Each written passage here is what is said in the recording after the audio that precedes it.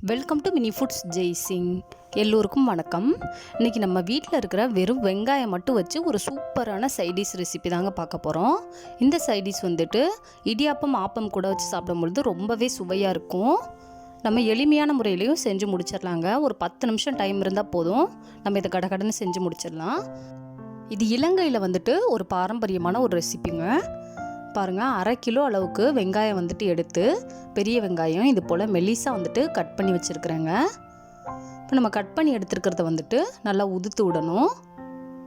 இது வந்துட்டு மொத்தமும் 1/2 கிலோ அளவுக்கு வெங்காயங்க.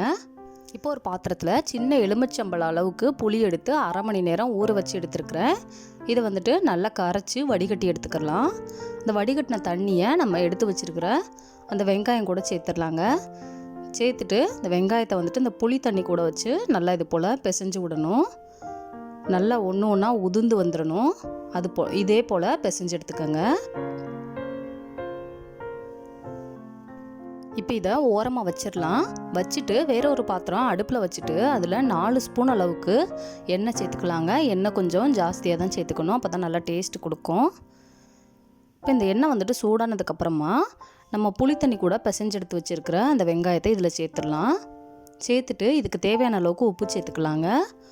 உப்பு சேர்த்துட்டு லைட்டாக கலந்து விட்டுட்டு அடுப்பை வந்துட்டு மீடியம் ஃப்ளேமோட கொஞ்சம் குறைச்சலாகவே வச்சுக்கோங்க. இது போல் லைட்டாக கலந்து விட்டுக்கோங்க.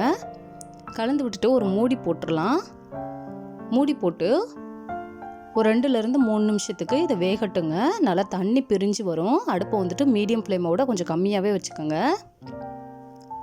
பாருங்கள், எந்த அளவுக்கு தண்ணி வந்துட்டு பிரிஞ்சு வந்திருக்குதுன்னு சொல்லிட்டு நம்ம இதில் தண்ணிலாம் எதுவும் சேர்க்கக்கூடாது. அதுவாகவே தண்ணி நல்லா பிரிஞ்சு வந்துருச்சுங்க. வெங்காயம் இது போல் அந்த கண்ணாடி போல் பதம் மாறி வந்திருக்குது. இந்தளவுக்கு வந்ததுக்கப்புறமா இதில் 1 ஸ்பூன் அளவுக்கு தனி மிளகாத்தூள் வந்துட்டு சேர்த்துக்கலாம். சேர்த்துட்டு இதே போல் நல்லா கலந்து விட்டுருங்க. அந்த வெங்காயம் வந்துட்டு நல்லா ஃப்ரை ஆகி வேகக்கூடாது, அந்த தண்ணியிலேயே மெதுவாக வேகணுங்க. இப்போ இதை ஒரு மூடி போட்டு ஒரு 5 நிமிஷத்துக்கு விட்டுறலாம். பாருங்கள், இப்போ நல்லா வெந்து வந்துருச்சு. பார்க்குறதுக்கே எவ்வளோ சூப்பராக இருக்குதுன்னு பாருங்கள். இந்தளவுக்கு நல்லா எண்ணெய்லாம் பிரிஞ்சு நல்லா வெந்து வந்ததுக்கப்புறமா இதில் ஒரு 3 ஏலக்காய் வந்துட்டு லைட்டாக இடித்து வச்சுருக்கிறேன், அதை வந்துட்டு சேர்த்துக்கலாங்க.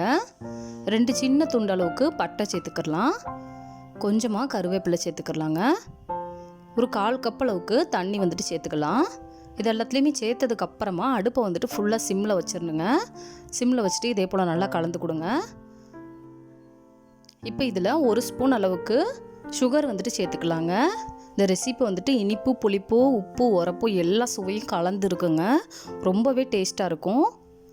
இப்போ இதையும் சேர்த்து நல்லா கலந்து விட்டுட்டு ஒரு மூடி போட்டு ஒரு 5 நிமிஷம் சிம்லேயே வச்சு வேக வச்சு எடுத்துட்டா சுவையான சூப்பரான ஒரு சைடிஷ் வந்துட்டு கிடச்சிருங்க. இது வந்துட்டு ஸ்ரீலங்காவில் சீனி சம்பல் இல்லாட்டினா வெங்காய சம்பல் அப்படின்னு கூட சொல்லுவாங்க. இப்போ இது ரெடி ஆகிடுச்சு. பாருங்கள், பார்க்குறதுக்கே எவ்வளோ அழகாக வந்திருக்குதுன்னு சொல்லிட்டு இதில் லைட்டாக வந்துட்டு நம்ம கொத்தமல்லி தலைகள் வந்துட்டு தூவிக்கலாங்க. இந்த சைடிஷ் வந்துட்டு நம்ம ஆப்பம் அல்லது இடியாப்பம் கூட வச்சு சாப்பிடும்பொழுது ரொம்பவே டேஸ்ட்டாக இருக்குங்க. சின்ன குழந்தைங்கள்லேருந்து பெரியவங்க வரைக்கும் எல்லாருமே விரும்பி சாப்பிடுவாங்க. எல்லா விதமான சுவையும் இந்த ரெசிப்பியில் வந்துட்டு அடங்கி இருக்கும். நான் இன்றைக்கி வந்துட்டு இடியாப்பம் கூட தாங்க வச்சு சாப்பிட்ருக்குறோம்.